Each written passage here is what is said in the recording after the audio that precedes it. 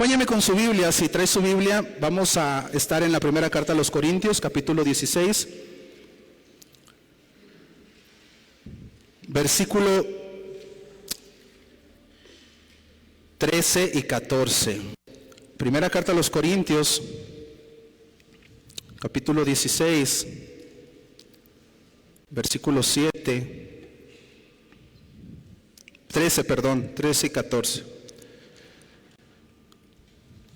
Si tú me preguntaras, hermano, va a empezar el año y el año pasado no me fue muy bien, este año como propósito, el 31, cuando estaba echándome las uvas de los propósitos y de los buenos deseos, yo deseé ser un mejor creyente, ser un mejor cristiano, crecer espiritualmente, consagrarme más, santificarme más, servir más. Este año quiero crecer en lo espiritual con mi Señor. Ya, quiero dejar ese tiempo atrás, quiero empezar bien este año. Dale borrón y empezar fuerte este año con mi Señor. Y si tú me preguntaras, ¿cuál es el secreto para empezar bien? Si acaso hubiese un secreto, ¿cuál es? ¿Qué manera lo podría hacer? Bueno, de una vez te digo, no hay ningún secreto. No hay nada secreto, nada oculto. Ni tenemos que descubrir el hilo negro, mis hermanos, de cómo le hago para empezar bien, para iniciar bien. No. Pero la Biblia sí nos da principios bíblicos que podemos aplicar. ¿Para qué? Para crecer en lo espiritual, para crecer con Dios, para crecer en santidad, para ser mejores creyentes. Y si crecemos en lo espiritual, mis hermanos, por ende nuestra vida, en nuestra casa, en nuestro matrimonio, en nuestro trabajo, va a mejorar. O sea, no es el punto de ¿cómo le hago para estar mejor allá afuera? No, ¿cómo le hago para estar bien con Dios? Si yo estoy bien con Dios, Él va a dirigir mis pasos allá afuera. Entonces, si tú me preguntaras, bueno, ¿cuáles son esos principios? Yo te llevaría a 1 Corintios 16, 13 al 14, porque hay muchos textos que hablan acerca de cómo podemos mejorar nuestra vida espiritual, pero estos textos de los cuales habla Pablo, o el Espíritu Santo por medio de Pablo, da una lista de características que podemos poner como propósitos en nuestra vida para mejorar espiritualmente, para crecer, para ser mejores con Dios. Y como yo soy un envidioso, que nomás me queda el consejo para mí, yo te lo quiero compartir. Y vamos a estar viendo estas 5 características en el transcurso de estas semanas. Vamos a estar viendo de una por una para profundizar, para que nos quede bien claro y poderlas poner por obra en nuestra vida. Y eso es lo que da el título a una miniserie que vamos a estar viendo en 5 semanas, Principios para iniciar bien. Principios para iniciar bien. A lo largo de la carta de Corintios, ya llegamos al último capítulo. Y si tú no te perdiste muchos sermones, te podrás haber dado cuenta que es una carta de exhortación a la iglesia. Pablo usa 16 capítulos para exhortar a la iglesia, a veces de manera muy dura. ¿Por qué? Por las malas prácticas que estaba teniendo la iglesia. La iglesia traía un relajo, tenían malas prácticas y la carta es un regaño a la iglesia. 16 capítulos de exhortación.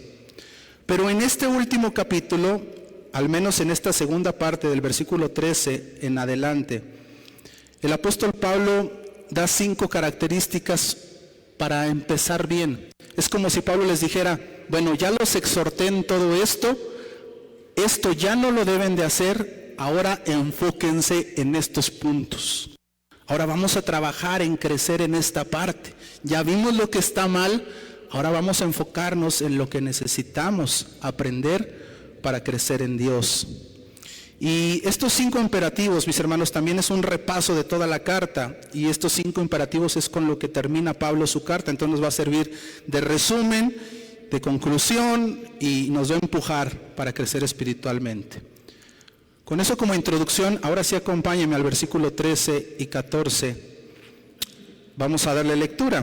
Dice la palabra de Dios: velad, estad firmes en la fe, portaos varonilmente y esforzaos. todas vuestras cosas sean hechas con amor. ¿Sí ves los 5 mandamientos que están ahí?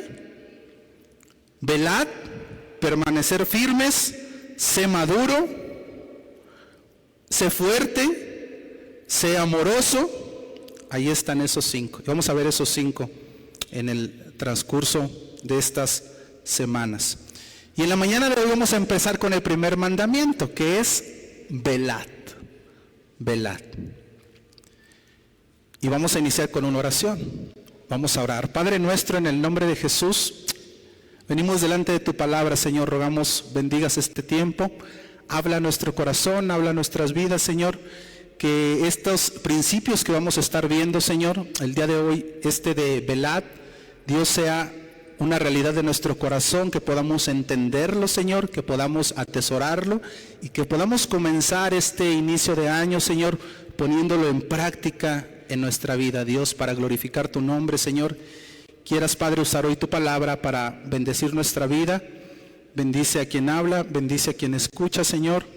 Que tu palabra obre en nuestro corazón conforme hay en la necesidad de cada uno de nosotros. Se lo pedimos en el nombre santo de nuestro Señor y Salvador Cristo Jesús. Y la iglesia dice, amén. Velad es la enseñanza de hoy. Y vamos a comenzar por definir qué significa velad. ¿Qué es eso de velad?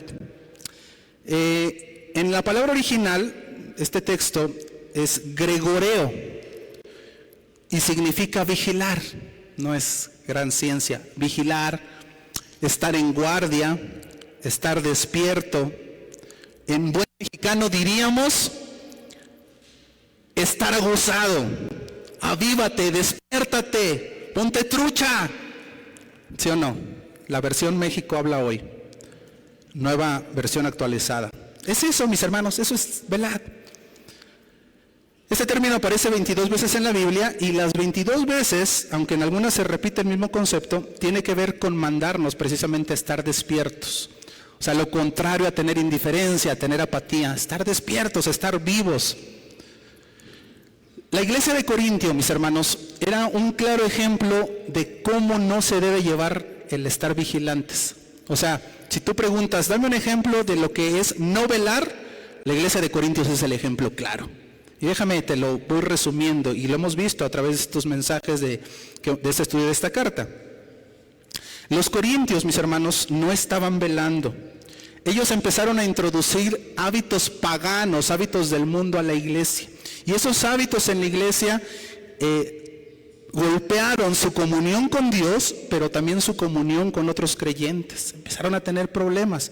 ¿Como cuáles? Bueno, por ejemplo, en la cena del Señor se embriagaban y la tomaban indignamente. O sea, no se tomaban la copita, se echaban toda la botella y hacían fiesta, y ya cuando acordaban todos borrachos, lo tomaban indignamente, sin un corazón arrepentido. No estaban velando. ¿Cómo más? ¿Qué otras malas prácticas tenían? Bueno, toda la carta nos habla de esto. Ellos empezaron a sustituir la palabra de Dios por cosas de sabiduría humana. Eso está en el capítulo 1, versículo 18. Eran contenciosos. ¿Qué es contencioso? Estar peleando todo el tiempo entre ellos. En el capítulo 1:10, eran inmorales. Había un tema de inmoralidad en la iglesia. Había fornicación.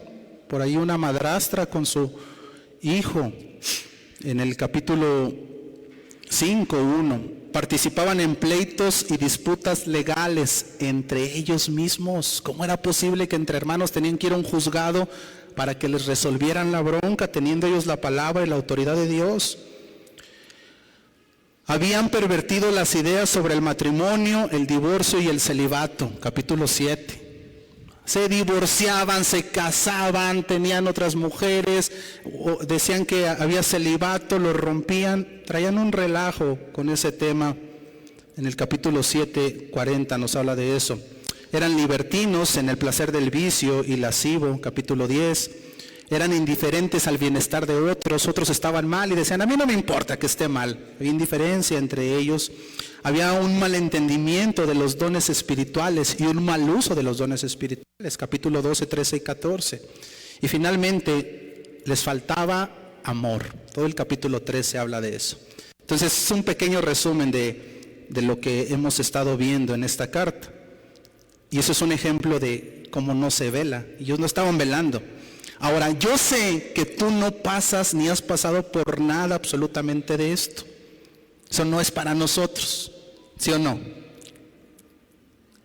Pero por si alguna vez te llega a pasar, que no creo, porque tú eres santo, debes de saber que eso te va a pasar porque no estás velando, no estás vigilando. No estás atento a lo que Dios dice y lo estás poniendo por obra. Una persona que deja de ser vigilante en su vida espiritual va a caer en estas cosas. Y la Biblia nos advierte en 5 áreas en las que tenemos que ser vigilantes.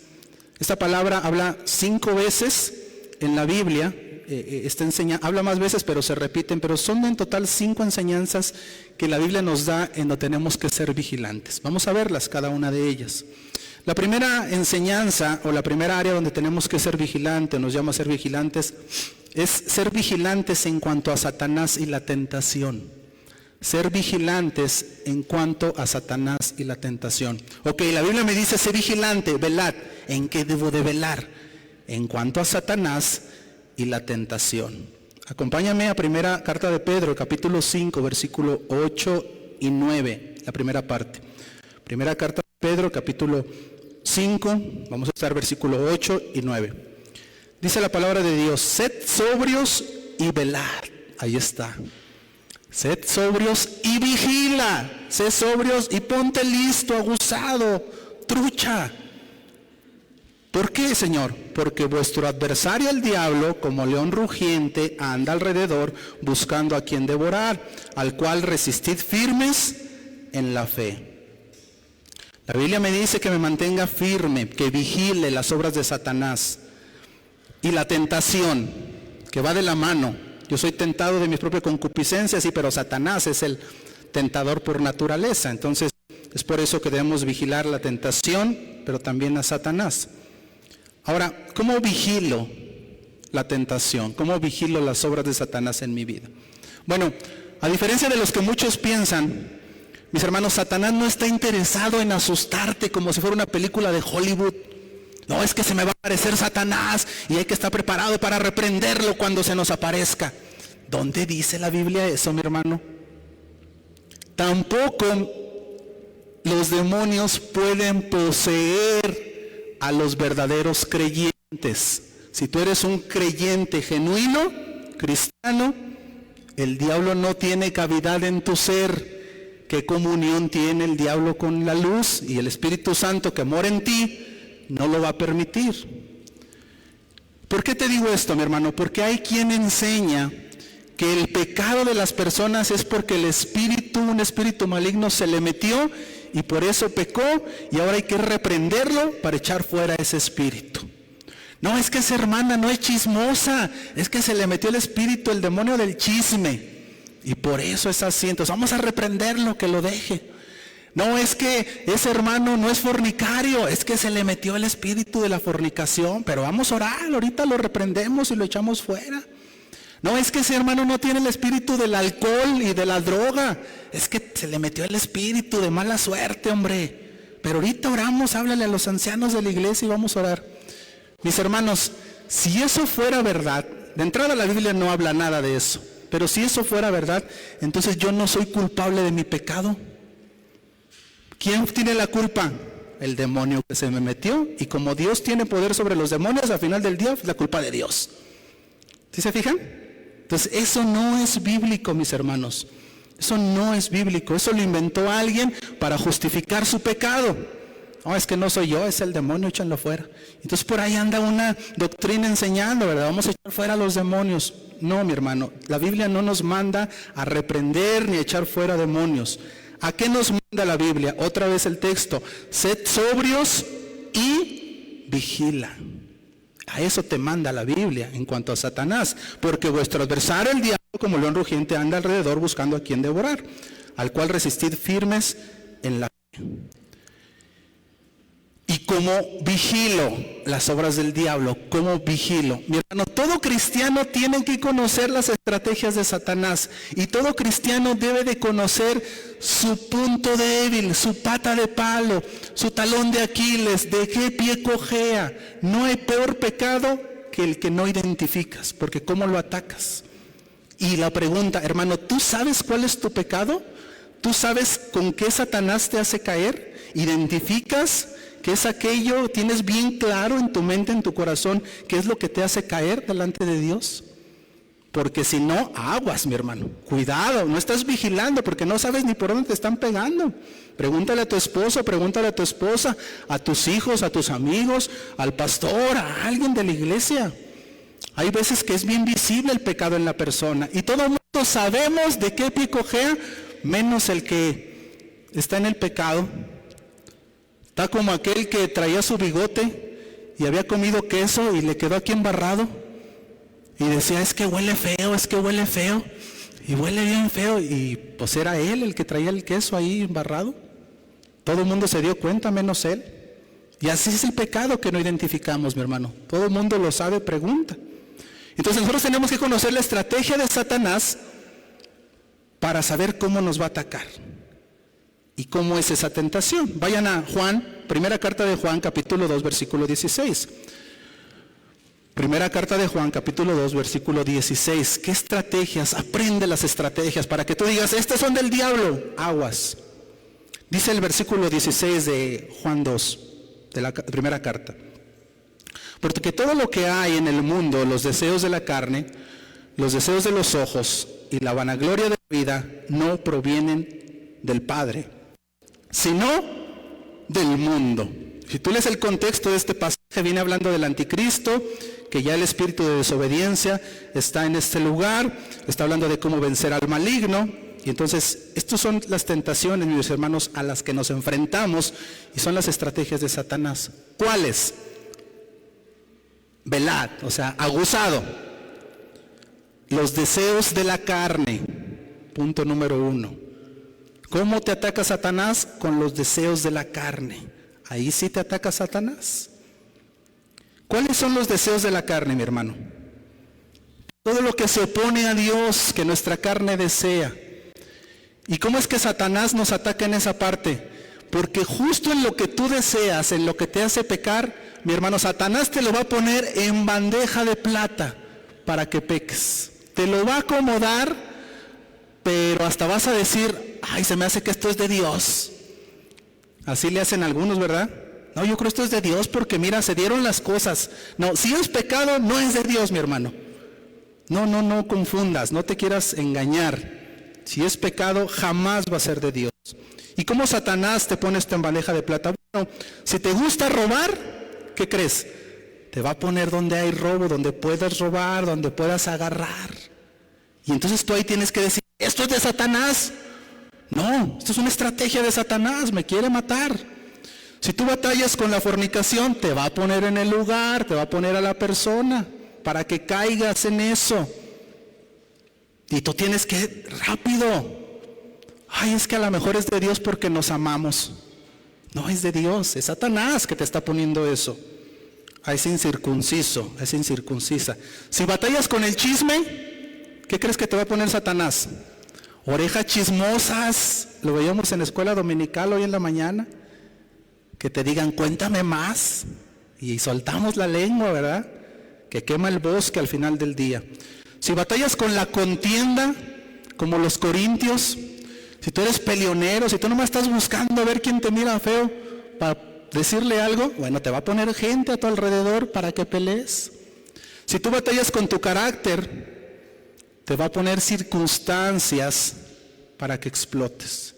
Entonces tú tienes que aprender a identificar, esto es Satanás, y ahí es donde tienes que resistir, pero entonces tienes que identificar cuáles son los ataques de Satanás. Mi hermano, normalmente olvidamos los ataques de Satanás.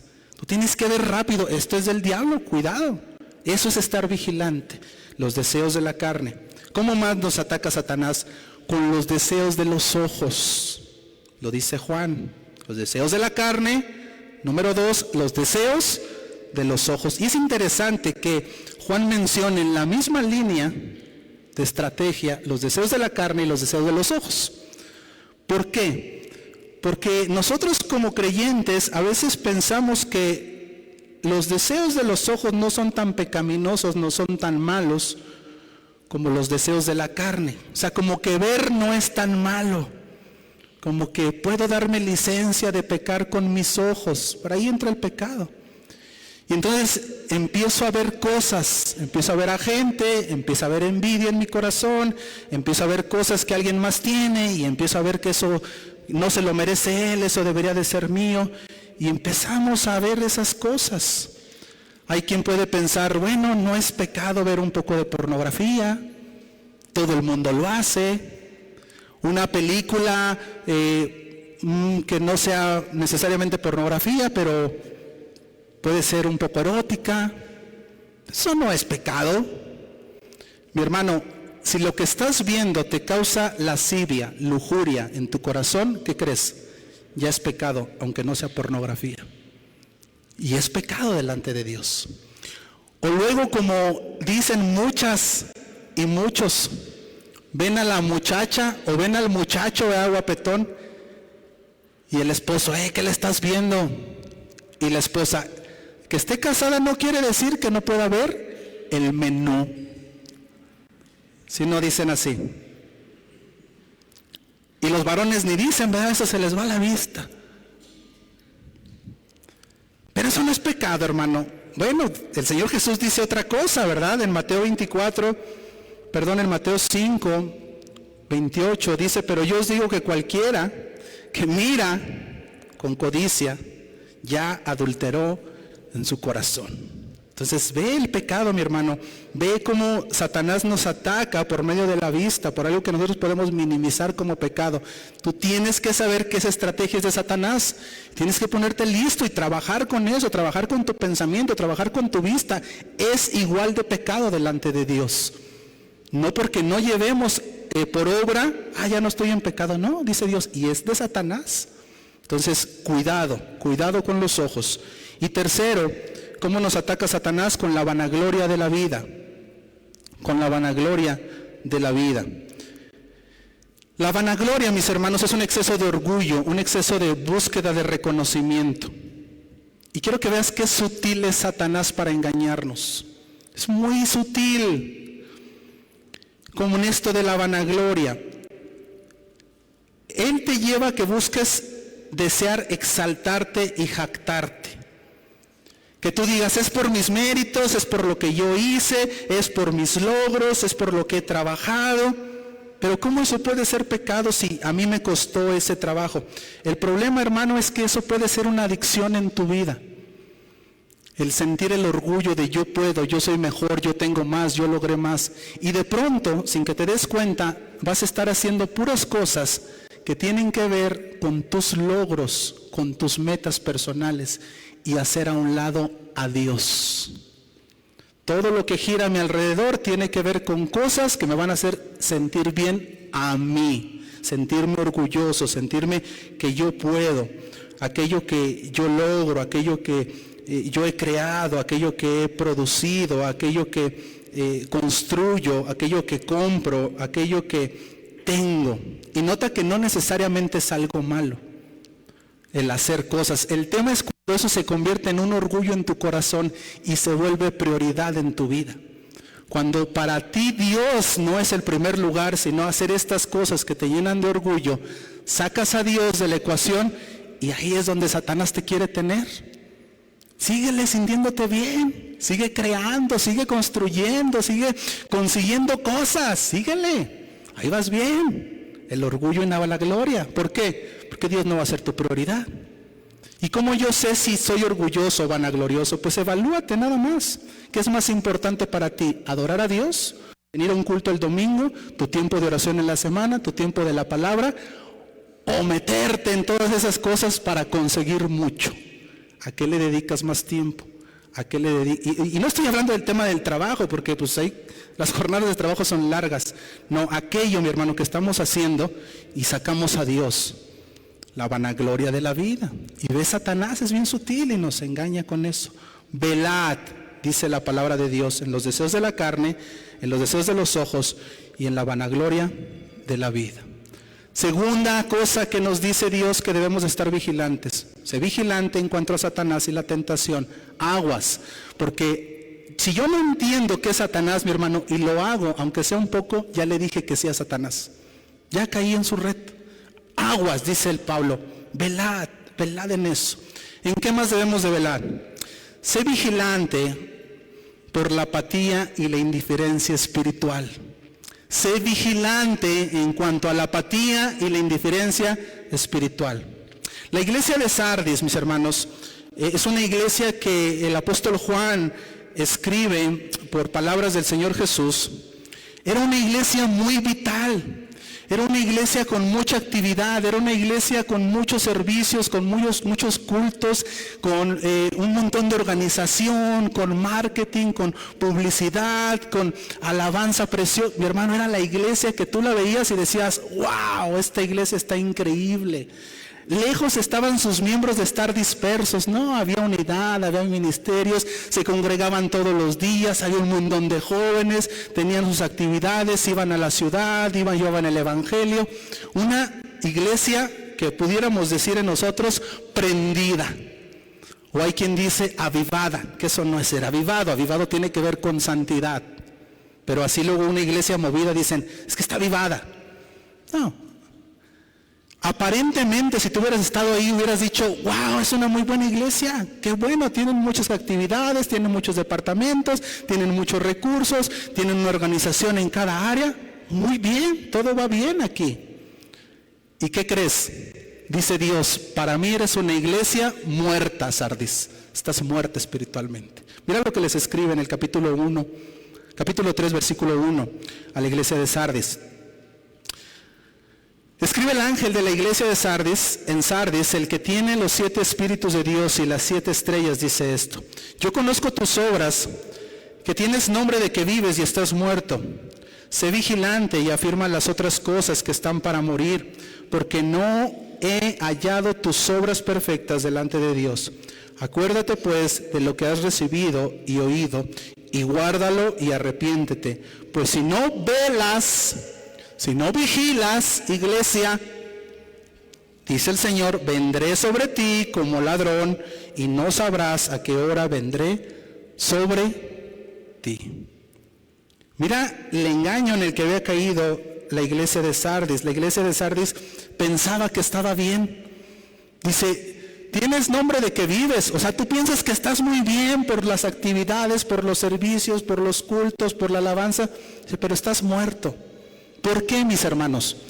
Porque la iglesia se había olvidado de lo más importante, de la adoración, de la palabra y de la oración. Habían dejado de lado la voluntad de Dios para volverse activistas en la iglesia. Y hay una enseñanza bien importante para nosotros aquí, mis hermanos. El estar lleno de actividades y programas no es sinónimo de estar vivos. No es sinónimo de estar vivos. De hecho, puedes estarlo haciendo y estar muerto espiritualmente delante de Dios. No, hombre, pero qué buena obra de teatro presentamos en diciembre. Y hubieran visto a Martín el Zapatero. Ay, guau, ¿cómo le hacía? Oh, esa iglesia se ve que muy bien. Puede ser que no. A lo mejor estamos muertos espiritualmente. ¿Cómo estamos muertos espiritualmente? Cuando nos llenamos de actividades, mis hermanos, cuando nos llenamos de programas, vamos a hacer esto, órale, ya vamos todos a hacerlo. ¿Y es la voluntad de Dios hacer eso? Es que confundimos hacer cosas en el nombre del Señor a su voluntad. ¿Queremos hacer algo? Métete a orar primero para ver si es la voluntad de Dios. ¿Estás orando? ¿Estás ayunando? ¿Estás consultando su palabra? Para ver si es la voluntad de Dios, porque si empiezo a hacer cosas por activismo, mi hermano, a lo mejor no es la voluntad de Dios. Y va a decir Dios, para mí estás muerto, porque has dejado lo más importante, la adoración, la oración, la palabra. Iglesia amada, si tú estás sirviendo, que es hermoso servir, pero si tu prioridad no es la adoración en medio del culto, no es la oración, tu comunión con Dios, no es la palabra, no es cultivarte en la palabra por la predicación y la lectura, pero estás sirve y sirve, y aunque lo hagas muy bien, dice Dios, estás muerto espiritualmente. ¿Y sabes qué es lo peor? Que ni siquiera te has dado cuenta. Mi hermano, ¿de qué te sirve, de qué nos sirve estar sirviendo, estar haciendo muy buenos programas, estar siendo usados por Dios y mi vida en desobediencia a Dios, lejos de santidad, rebelde con mis padres, no le hablo a mi esposa, peleado con mi esposo, no le hablo a mis padres, enojado con todo el mundo, mal testimonio, doble vida, afuera y adentro? No, hombre, pero qué bonito servicio hiciste. Ay, gloria a Dios, yo creo que Dios está contento conmigo. Dice Dios, estás muerto. Cuidado, mis hermanos, esa es la advertencia. Si esa es tu condición, aguas, dice la palabra de Dios. Cuidado, cuidado, velad en eso, vigila en eso, evalúate antes de servir. ¿Cómo está tu vida en santidad? ¿Qué tantos pecados, qué tantos problemas hay detrás de ti no resueltos? ¿De qué me serviría, mi hermano, pararme aquí y gloria a Dios y vamos a alabar al Señor y adorarlo en medio de la alabanza, y mi casa hecha un desastre, en pecado, doble vida, en inmoralidad? ¿De qué sirve eso? Entonces, si estamos dejando por un lado la santidad, la obediencia, la adoración, la comunión, la palabra, si eso no es tu mayor tiempo y tu prioridad, mi hermano, cuidado. Nos podemos convertir en una iglesia que está muerta pensando que está viva. ¿Y sabes qué es lo peor que una iglesia muerta? Es una iglesia muerta que no sabe que está muerta, como le pasó a Sardis. Llenos de programas, dice Dios, tienes nombre de que estás vivo, o sea, tú piensas que estás vivo, pero estás muerto en realidad. Vigilemos esas partes, mis hermanos, vigilemos que este año nuestra prioridad no sea el activismo, no sea llenarnos de ministerios, no sea servir más cultos, no, vamos a orar, vamos a santificarnos, vamos a leer la palabra, vamos a tener tiempo de comunión con Dios, porque eso es lo primero. Ya después nos llevará a Dios si Dios quiere que hagamos cosas. ¿Amén? Y los que no dijeron amén son los Sardis. Tercera área para vigilar. Llevamos dos. Sé vigilante en cuanto a Satanás y la tentación, sé vigilante en cuanto a tu apatía espiritual, o sea, no seas activo y seas apático a las cosas importantes de Dios, indiferentes a las cosas de Dios. Tercera cosa que nos llama a vigilar la palabra de Dios, sé vigilante en cuanto a los falsos maestros. Vaya a segunda carta a Timoteo, capítulo 4, versículo 3 al 5. Sé vigilante en cuanto a los falsos maestros. Dice la palabra de Dios, porque vendrá tiempo cuando no sufrirán la sana doctrina, sino que, teniendo comezón de oír, se amontonarán maestros conforme a sus propias concupiscencias. Versículo 4, y apartarán de la verdad el oído, y se volverán a las fábulas. Pero tú sé sobrio en todo, soporta las aflicciones, haz obra de evangelista, cumple tu ministerio. ¿Dónde está velada aquí? En el versículo 5. Pero tú sé sobrio en todo. Esa es la palabra, vela con sabiduría. Ponte abusado, ponte listo, vigila en cuanto a los falsos maestros. Mis hermanos, esto es una advertencia que la Biblia desde el Antiguo Testamento nos dice. Ten cuidado con los falsos. Vayan a 2 de Pedro, capítulo 2, versículo 1. Segunda carta del apóstol Pedro, capítulo 2, versículo 1. Dice la Biblia, pero hubo también falsos profetas entre el pueblo, como habrá entre vosotros falsos maestros. Si hubo falsos en el pueblo, ¿qué crees? También hay falsos aquí, también hay falsos en el cristianismo. Versículo 4, y apartarán de la verdad el oído y se volverán a las fábulas, pero tú sé sobrio en todo, tú vigilia, soporta las aflicciones, haz obra de evangelismo, cumple con tu ministerio. Mis hermanos, la palabra nos enseña que debemos tener cuidado con los falsos. ¿Y cómo lo aplicamos a nuestra vida? Ten cuidado con el alimento que metes a tu mente y a tu corazón. Este tema del internet, mis hermanos, es una bendición de Dios si es bien usado.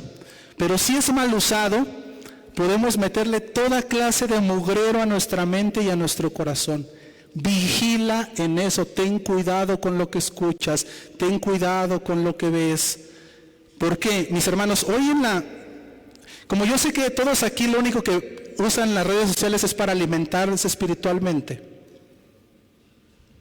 Ni un amén escuché hoy.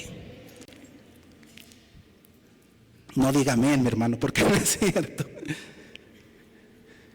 Tú pones en internet predicación cristiana y la primera lista de los 10 primeros, mi hermano, falsos, que son los que más le invierten en la publicidad, en el marketing. No necesariamente, pero es para que te des una idea. Entonces, tienes que tener cuidado, mi hermano, con qué escuchas, porque nosotros somos muy ligeros con este tema de la falsedad, del engaño. A veces hasta justificamos a quien escuchamos por internet. Bueno, sí, ha dicho cosas que no son verdad en la Biblia, pero luego sí da buenos mensajes. Es que si te engaña en lo poco, ¿cómo sabes que no te va a engañar en lo mucho?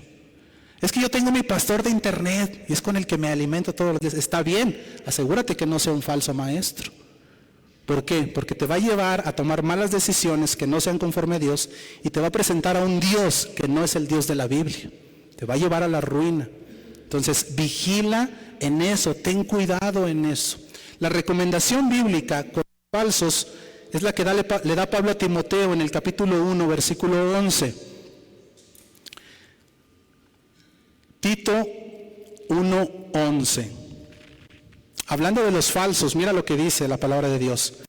A los cuales, o sea, a los falsos, es preciso tapar la boca, que trastornan casas enteras, enseñando por ganancias deshonestas lo que no conviene. ¿Qué es esto de taparles la boca? No los escuches, ni siquiera los debes de escuchar, porque son falsos, te van a confundir. Mi hermano, un falso no te va a invitar a un culto satánico. Te va a presentar un texto bíblico y lo va a sacar de su contexto. Ahí está el engaño. Y dice la Biblia, a los tales ni los escuches.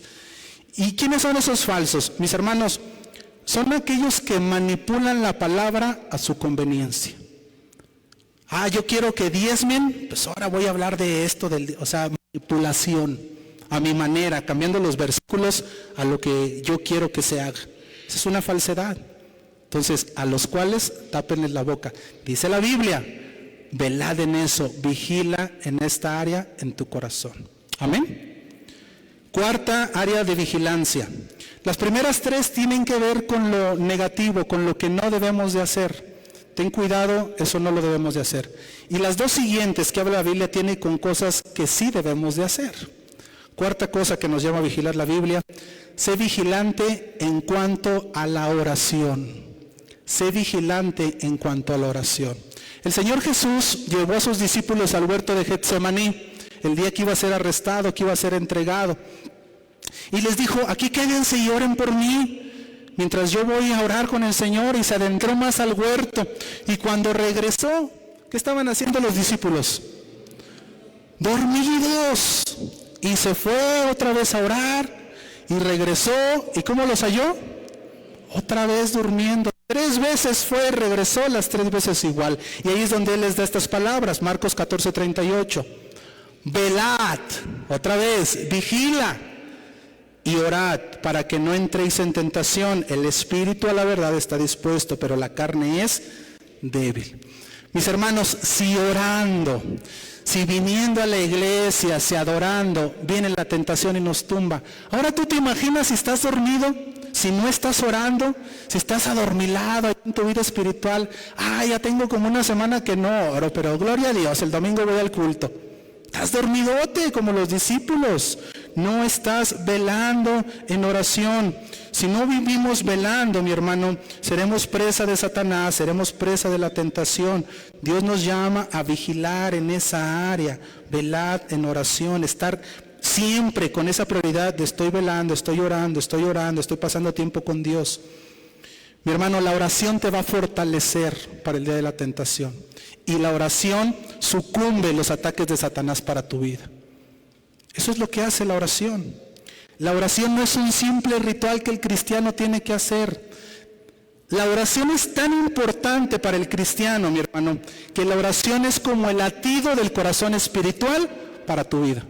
Lo voy a repetir. La oración es como el latido del corazón espiritual para tu vida. Deja de orar, ¿y qué le va a pasar a tu corazón espiritual? Vas a morir, se va a parar. Todo cristiano debe ser cristiano de oración. A mí luego me da cosa que luego dicen, aquel hermano, porque ese sí es de oración. Caray, ¿hay hermanos que no son de oración? Eso es como decir, mira, ahí está un ser humano de los que respiran. O sea, ¿hay seres humanos que no respiran? No, todo ser humano respira. Todo cristiano ora. Debes de orar. Debes de pasar tiempo con Dios. Y por favor no me digas, no, yo cuando voy en el camino al trabajo, ahí yo aprovecho para orar. Yo oro por los alimentos. Y siempre en la noche digo, Señor, gracias por este gran día. Y me voy a dormir. O sea, sí oro, pastor. Está bien que hagas eso. Orad en todo tiempo. Pero esto habla, mi hermano, de meterte a tu aposento, a tu cuarto, cerrada la puerta, y ahí pasar tiempo de comunión con Dios. Eso es vigilar. El tiempo que tú pases en comunión con Dios a solas es el tiempo que vas a estar vigilando y atento. Porque luego dices, es que caí en pecado, yo no sé, yo no puedo. Si no estás vigilando, ¿cómo crees que vas a poder con la tentación? En tus fuerzas jamás. Es que ya estoy orando y no puedo. Pues ora más, vigila más. Tienes que levantar la guardia para vigilar más. Y eso se hace en comunión con Dios. Efesios 6:18 dice, orando en todo tiempo, con toda oración y súplica en el Espíritu, y velando, otra vez, en ello con toda perseverancia y súplica por todos los santos. Vela, ora.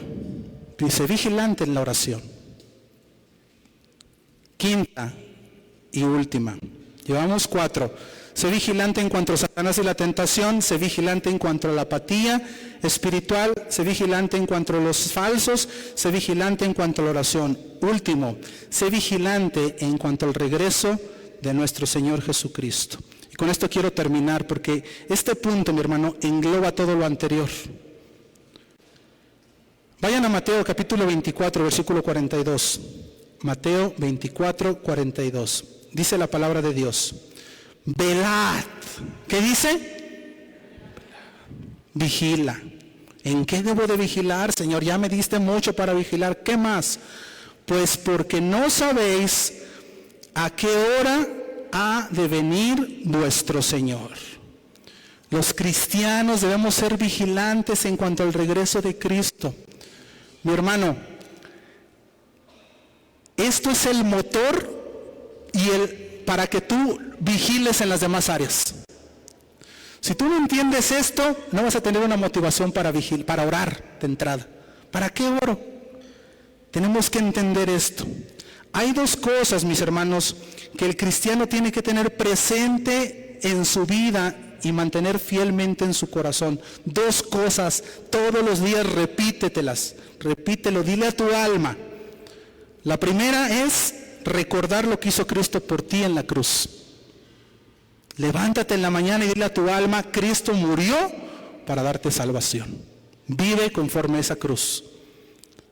Y lo segundo que debes recordar y añorar en tu corazón es la promesa de su regreso. Debes de vivir como si hoy fuera a regresar Cristo. Y si hoy viene, o si hoy me llama a cuentas, ¿estás preparado, mi hermano? ¿Estás vigilando? ¿Cómo vigilo el regreso de Cristo?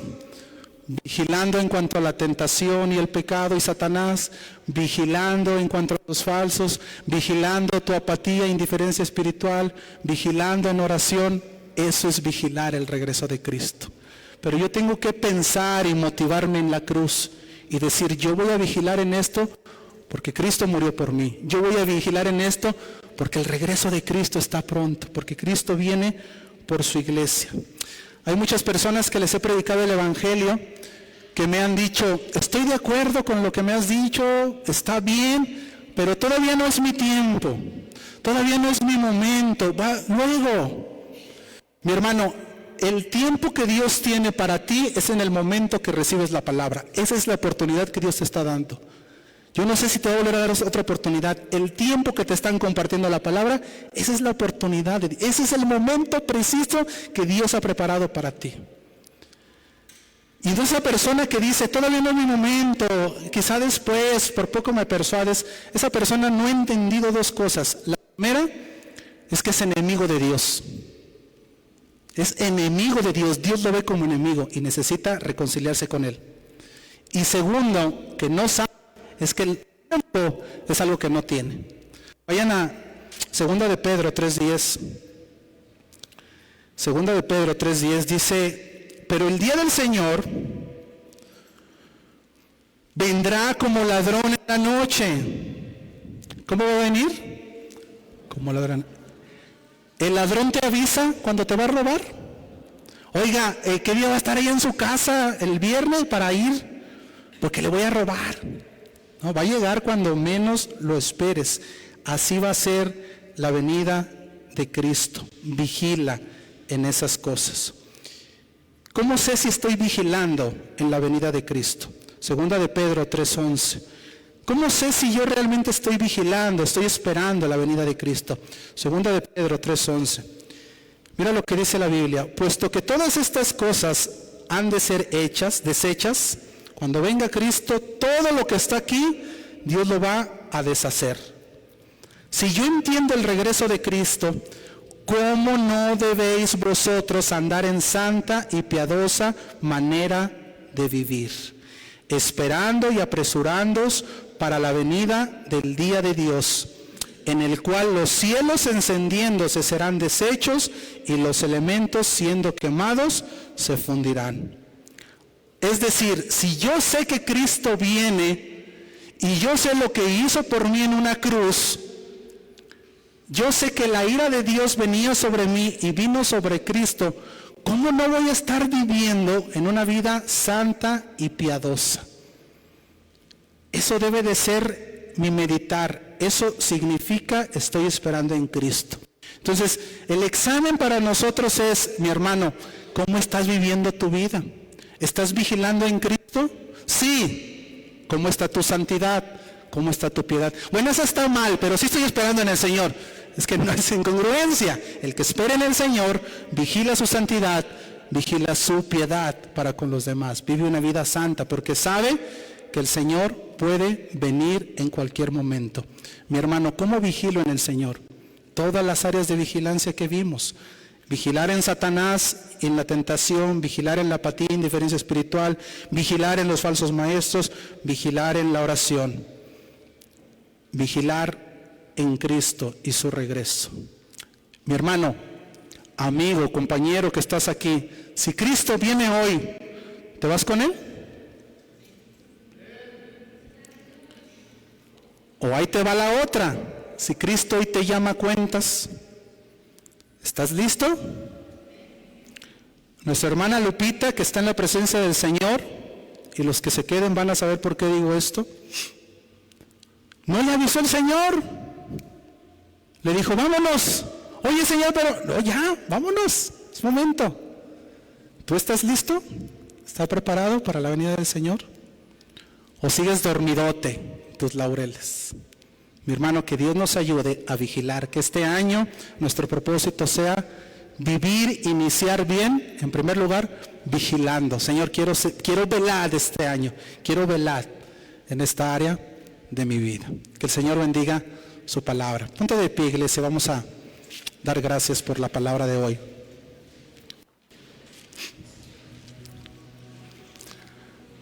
Bendito Dios y Padre nuestro, en el nombre de nuestro Santo Señor Jesucristo, te damos gracias, Dios, por la palabra que nos has dado, Señor, que nos exhorta, Dios, que nos motiva, que nos hace reflexionar, Padre. Ayúdanos, mi Dios, a iniciar bien, Señor, este año, que podamos poner por obra lo que vamos a aprender, si es tu voluntad, y que esta palabra, Señor, vigila, sea una realidad en nuestro corazón, Señor, sea algo que podamos vivir, poner por obra en nuestra vida, Señor, reflexionar en cada área de nuestra vida, Señor, que como iglesia, Padre, en lo personal también, podamos vigilar, estar siempre, Señor, listos para tu regreso. Que si hoy tú vinieras, Señor, puedas hallarnos como esas mujeres de la parábola, Señor, que habían preparado su lámpara llena de aceite porque el esposo había regresado. Mi Dios, si hay alguien aquí que aún no te conoce, que aún está dudando, que aún piensa que no es su tiempo, Señor, te ruego que tu Espíritu Santo quiera usar su palabra para hablar a su corazón, que Él pueda hoy dar un paso de fe y venir en arrepentimiento y fe a los pies de Cristo. Bendice a tu iglesia, Dios, bendice a tu pueblo, Señor. Ayúdanos a vivir una vida santa y piadosa, como lo dice tu palabra, en oración, cuidándonos, Señor, de las advertencias que nos has dado, para vivir vigilando, para vivir velando, Señor, porque esa es tu voluntad, porque ese es nuestro propósito, porque eso es lo que nos has encargado. Guarda nuestro corazón, que tu Espíritu Santo obre en nuestra vida, Señor. Te damos muchas gracias por este tiempo. Glorifica tu nombre, Señor, a través de la palabra y del siguiente culto que vamos a tener. Danos el corazón para adorarte. En el nombre santo de Cristo Jesús. Amén y amén. Dios les bendiga, iglesia.